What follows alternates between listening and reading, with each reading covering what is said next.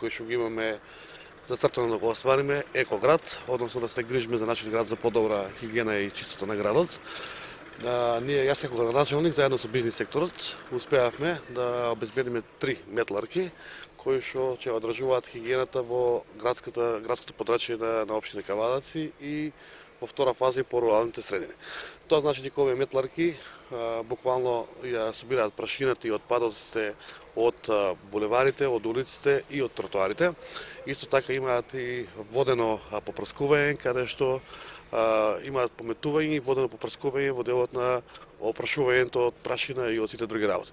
Тоа ќе значи дека град Кавадаци ќе биде модернизиран град, комуналното претпријатие има модерна опрема, кај што ќе има една ефикасна работа во делот на хигиената. Со тоа треба да добиеме почисти улици, почисти буливари, чисти тротоари, она прашина која што имаме од дневна основа од движење на возила и на луѓе и на таложење на самата прашина да биде на минимално ниво. Значи чист град од делот на хигиената. Овие 3 метларки се обезбедени од целокупна донација.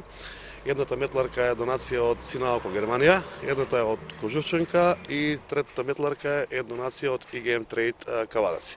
Вредноста на целокупната донација е 85.000 евра, отприлика поделено на 3, така дека кога доаѓаат по метларка, така да е една солидна сума во интерес на општеството на граѓаните, кај што може да добиеме многу почист град и помодерен град во делот на хигиената. Да, значи прво благодарност голема до трите фирми кои што се донатори на овие 3 метларки за кои што навистина имаше потреба, ја па комуналец.